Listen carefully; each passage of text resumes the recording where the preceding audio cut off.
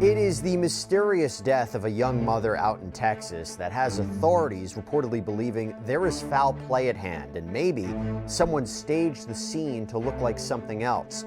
We discuss what to make of the evidence so far and what may be happening behind the scenes with forensic death investigator Joseph Scott Morgan. Welcome to Sidebar, presented by Law&Crime. I'm Jesse Weber.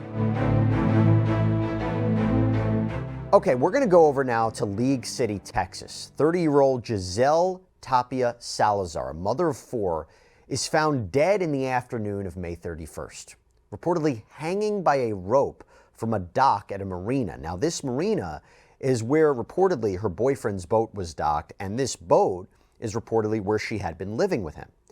Now, police indicate that when they arrived on the scene, this boyfriend, identified as James Hart, was, quote, very distraught, would not come out of his boat.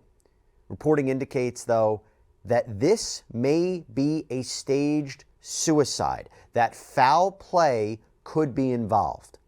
According to the Daily News, authorities are saying the medical examiner didn't find any gun or stab wounds on her body, but a neighbor told KHOU that he found Giselle and she was partially submerged in the water and that one of her arms was in a strange position.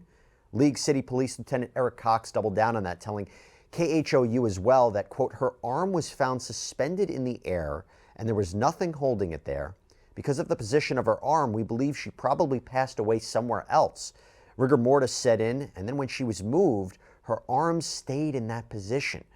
In fact, at the time of this recording, police reportedly have identified 2 persons of interest. Now, we don't have a lot more information about that or what that can mean, but to help break this down and to make sense of it, I want to bring in right now forensic death investigator from Jacksonville State University, host of the Body Bags podcast. I encourage everybody to check it out. My good friend, Joseph Scott Morgan. Joseph, good to see you. Thanks so much for coming out. Hey, good to see you, buddy. How are you today?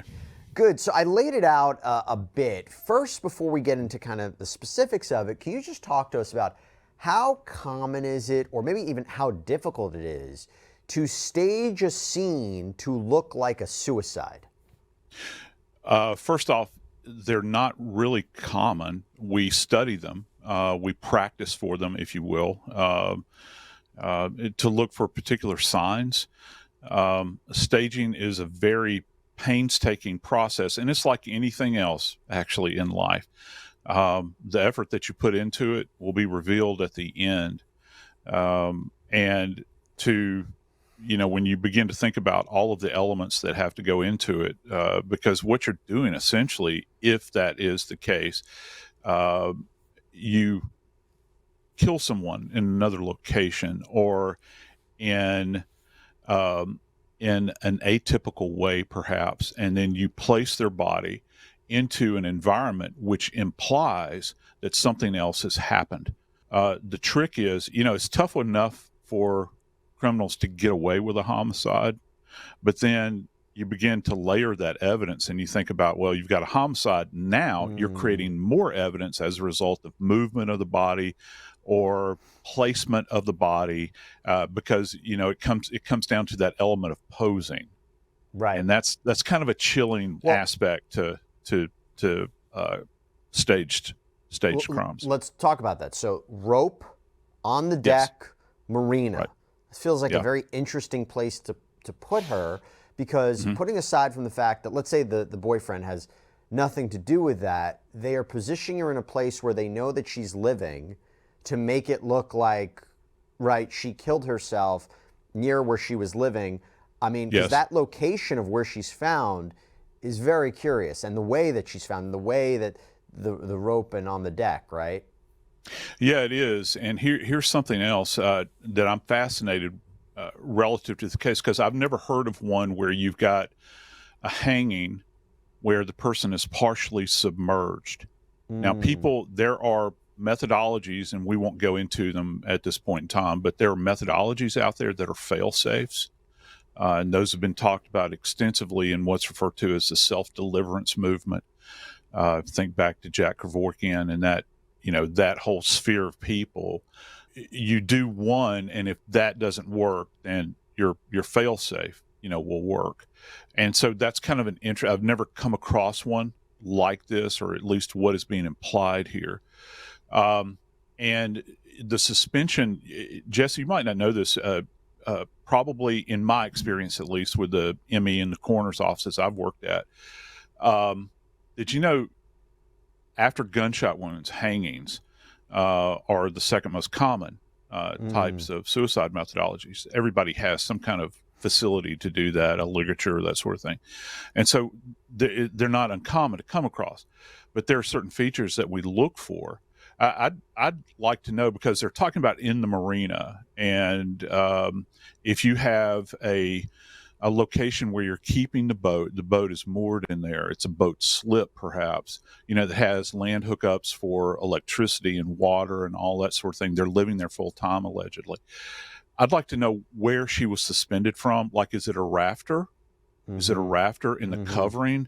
And how tall is she? Could she have facilitated tying that thing off and securing it up there? If not, was there a ladder adjacent?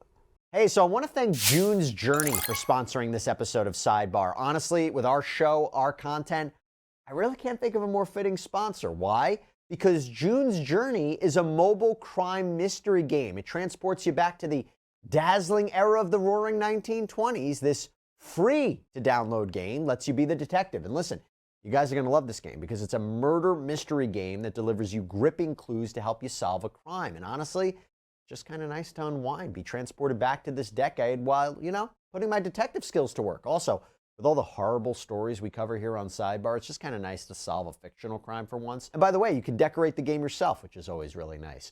So right now, you can download June's Journey for free by clicking the link in the description, pinned in the comments too. You can also scan the QR code on screen.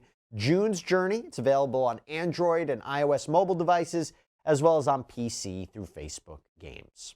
Do you think when they say foul play, there's something more here that they're talking about? Like you just said, maybe the position than just the arm placement. There's something more here? Yeah, absolutely. And I'm so glad you asked this question, because when we think about hanging, okay, traditionally when people think about hanging, if you just think about an old judicial hanging, when that was a methodology of capital punishment, when someone it's called a suspension hanging. That is that they have, well, we've heard this term a lot lately, a hard point, where they are suspended from a rope and dropped down. You have to have connectivity above to support the body. If the noose is around the neck, it has an apex like this. It's very easy for people to envision this. The rope literally goes up. So when the rope goes up, you get what's referred to as tinting feature, T-E-N-T-I-N-G, not tint on a car window, but like a pup tent, okay? And it stands to reason that's supporting the weight of the body. Now, you asked the question, is there anything else they're seeing? Well, what happens with staged suicides involving hangings many times is that the answer will lie here relative to the cause of death. Is it a ligature strangulation? Because if it was ligature, if you approach somebody from the rear, like a garrote, and you choke them out, that furrow that's created runs parallel to the shoulders. With hanging, it goes up. So what you will see, and I've seen this actually on cases with staged hangings, is that you will have these two furrows that overlap. If you have a furrow that's running, parallel to the shoulders, then you know that someone was killed perhaps before that. Also, you can't get past the idea if it was a throttling where you're choking somebody out, because that type of hemorrhage looks completely different than what you would get, say, for instance, with an asphyxial hanging. Now let's assume for a moment that this really wasn't her taking her life, and we take what investigators are saying, that it's foul play. Whoever did this, I imagine, since there's no gunshot wounds or stab wounds, at least indicated by authorities, they must have suffocated her, right? They must have suffocated her to make it look like we're about to look like she was hanging. But as you just so articulated, they may think, the perpetrators, they may think that this, it's going to look like she hung herself, but there are clear marks where it could look like she was killed before that. But would you be confident to say at this point that it was possible that strangulation was something that was that Yeah, it's we don't know. We don't know if she took her own life, We but don't. but strangulation could be a fair assessment based on what It's you're at saying. the top. It would be at the top of my list as an investigator from an asphyxial perspective, and that can be deprivation of oxygen. Put a bag over somebody's head. It could be suffocation, smothering. Think classic pillow, and then you have all the array of ligature strangulations that you can have. It can be Right. done with a belt. It can be done with a cord, and all of those have unique features to them. That you see, the thing about this is that when perpetrators do things like this, they do it many times like that. They don't think a lot about it. We have days to examine the evidence, and so we can really take our time. And I can guarantee you that in Texas, from a medical legal perspective, they are taking their time doing this examination.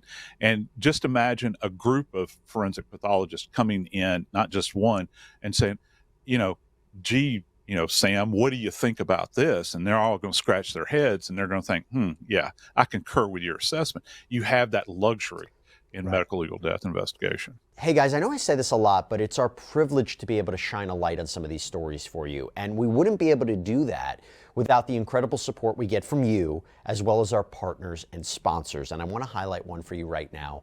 Morgan & Morgan, America's largest injury law firm. And if you should find yourself in that position of getting hurt, which is such a traumatic and confusing moment in your life, you would want Morgan & Morgan in your corner because they are specialists in this area. You know why they're so big? Because they win a lot. I'll give you an example.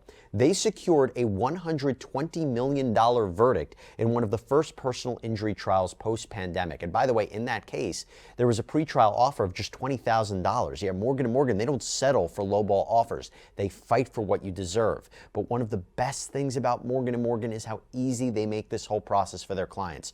From starting your claim to uploading documents to signing contracts to talking to your whole legal team, it can all be done from your smartphone. That's it. Seeing if you have a case only takes a few minutes. Also, there's no upfront fee. Yeah, you only pay them if you win. So if you're injured, you can easily start a claim at forthepeople.com/LC Sidebar or by dialing pound law, that's pound 529 on your phone. Back to the arm placement and the rigor mortis as it was laid out by police. Talk to me about that, what you make of it. Yeah, isn't that interesting? There are certain things that you just can't get past in science of the physical world. Let's just say, for instance, that you have an individual that is seated in a chair. Okay, they pass away. It doesn't have to be anything malevolent here. You've got someone that dies in a chair, and then EMTs show up. They remove the person from the chair, and it's been 4 hours or so, perhaps. And all of a sudden, when you lay that person in the back, if their arms are laying on or resting on the armrest, when you lay them on their back, their arms are going to be like this. Their buttocks their hips will be contracted. Their knees will be bent. So you're laying on your back with your arms in this position. Same thing applies. Let's say, for instance, you have someone that is laying on the floor, maybe face down, maybe face up, and their arm is extended above their head. Rigor mortis has set in this appendage. And so they're not thinking about breaking the rigor mortis because it's atypical for somebody like you're in class raising your hand, gee, teacher, I've got the answer. That's an atypical posture. And, when you sent me this and I began to consider this, Jesse, I was thinking, wow, that's a big tell. And the reason it's a big tell is this: you can establish a timeline with that because we know the markers relative to development of rigor mortis, how long it takes to set in. And one more thing, if she was lying and let's just say she was lying on her stomach, her arm is extended like this. The other thing they're going to see is a presentation of postmortem lividity. So the blood would have settled anteriorly like this, and you can't get rid of it, Jesse. And so that's the other thing they're going to see.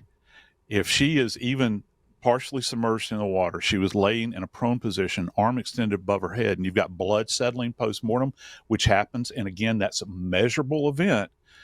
Then that's going to be demonstrated as well. Yeah, it's interesting you say that because reporting indicates that police are going through nearly 2,000 surveillance video clips right now, and that the last image they have, as of right now, this is what's being reported, was Giselle alive around 1:35 a.m.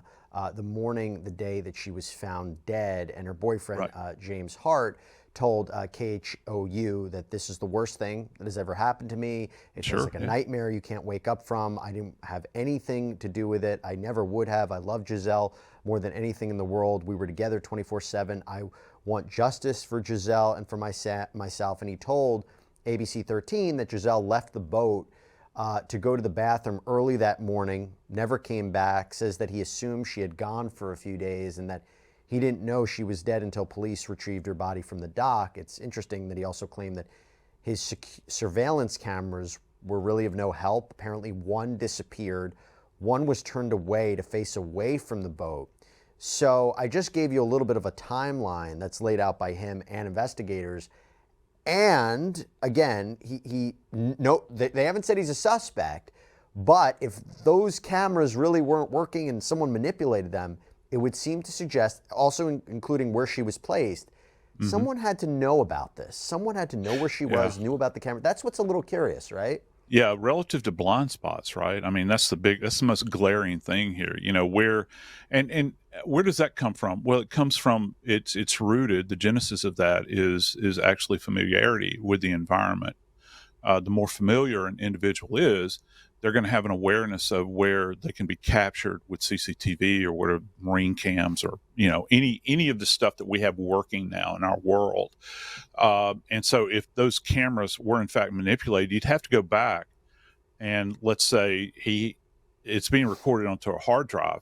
Well, at what point in time was that camera moved or pitched away from the moored boat? Okay, you'd want to know that. Was that 2 days? Was it 3 days? Has it always been that way? We don't have that answer, but all of that stuff, it begins to kind of creep in. And look, I don't want to bury the lead here, Jesse, but the other big thing, we talk about timing with this. She is a mother of 4, and she's living on a boat with this guy. What's the status of the children? And she's not, this is not like an older woman that, kids have left the nest and this sort of thing. That's not what you're looking at here. I'd like to know who had the children, where were they during this period of time? Could somebody be motivated that's not the boyfriend in order to facilitate this? I think that there's a lot more questions to be answered. And I'll also tell you that Lieutenant Cox reportedly told ABC 13 that police had been called to that boat in the past few times for disputes. Neighbors have backed that up too. But it is being reported that investigators say they have 2 persons of interest. What exactly is all that telling you? Well, if you've got 2 people, and immediately the forensics guy in me began to think, well, if you're trying to stage a suicide, okay, you can do it by yourself. But boy, if you have an extra set of hands in order to do this, hey, I've got a problem. I need you to help me work through this. And I'd like to know, first off, who is in her inner circle, that intimate circle that we're always talking about. I'll tell you, just to tell you. So Lieutenant Cox told ABC 13 that these are people that we know she probably had the closest interaction with while she was living out there. So they both have been interviewed, just to follow up on that. Holy smokes. Well, then that does narrow the field down somewhat. And if they are now stating openly that these are persons of interest, and there's no need to mention their name at this point, because police have all the time in the world with this. And if they've already spoken with them, what does person of interest mean? Does that mean that they had direct involvement in, say, for instance, a staging event, or even worse, a homicide? Or do they have kind of direct knowledge of who would have been involved in this, and that makes them a person of interest? So you have to kind of suss through that and try to understand. So not necessarily the suspect, but somebody who have that would have, who knows? Maybe there was some kind of quarrel or negative interaction with somebody that's peripheral to this, and these people had firsthand knowledge of it. It's going to be really fascinating to watch this, to see this kind of play out. Just from a forensic standpoint, I'd urge everybody to keep your eye on this, because we talk a lot about staged cases. This is not something that happens every day. So that's certainly a point of interest along this continuum. And unfortunately, if you follow us here at Law and Crime, this is not the first kind of case we've dealt with this looking this way, or that allegation. Before I let you go, Joseph, I want to ask you one more question. You mentioned the ME. So the Galveston County Medical Examiner's Office reportedly won't be able to determine a cause of death for weeks because they have to await toxicology reports. Explain to us, if you can, why it's going to take that much time, what they might be looking for, and could they, at the end of the day, determine this really is, unfortunately, a situation where she took her own life? Yeah, and that comes down in a couple ways. First off, they're going to look at, they're going to do what's referred to as a standard tox panel that includes most major drugs of abuse. Okay, and that's everything from meth to heroin, coke, and everything. Secondarily to that, they want to see if she had any kind of tranquilizer on board. That's a big part of this as well. They have to understand that. And are they going to have to spread out from the standard panel that they normally look at to see if there's anything else in her system that might not normally show up? I think that's going to be very important. And also, look, Jesse, one of the things that's being put forward here is that this was, in fact, a suicide. All right. At least that's. So what do we think about with that? Well, we think about depression, for instance. Was she on any type of medication to regulate those, those swings that she might have? And has she ever voiced any kind of suicidal ideation in the past? So we'll probably get a few more answers in the next few weeks. It's a really chilling, eerie case. It is. Maybe if we can continue to follow it. I would love to have you back on, Joseph, to talk about it. You bet. Anytime. Thank you so much. Great seeing you. Check out the Body Bags podcast. It was great seeing you at Crime Con the other week. Yeah, you bet, This guy's a superstar there. Joseph Scott Morgan, great to see you. Thanks, Jesse. So look, anybody with information of this incident is encouraged to contact the League City Police Department at 281-332-2566. Let me end by saying this. Giselle's sister, Esperanza Alegria, told ABC 13, I just want everyone to know my sister didn't do this to herself. She didn't commit suicide. We just want justice for her. We want whoever is responsible who did this to my sister, we want them to get charged for what they did to her. Giselle's brother, Nathan Paz, started a GoFundMe indicating that the proceeds will go towards funeral expenses and the children that Giselle sadly leaves behind. I want to leave you also with what Paz has written about Giselle on the GoFundMe page. It says, quote, Giselle was the most charismatic person you could ever meet, sharing a smile and making a friend of everyone she came across. Giselle always looked for the best in people, even when they didn't deserve her kindness. This ultimately led her to being a victim of domestic violence up until she was taken from us in the worst way possible, leaving our family devastated. All right, everybody, that's all we have for you right now here on Sidebar on this very sad case. But thank you so much for joining us. I also want to thank June's Journey, too, for sponsoring this episode of Sidebar. We always appreciate the support. You can download June's Journey for free by clicking the link in the description. It's pinned in the comments, or you can scan the QR code on the screen. June's Journey available on Android and iOS mobile devices, as well as on PC through Facebook Games. Again, thank you so much. I'll see you next time. I'm Jesse Weber.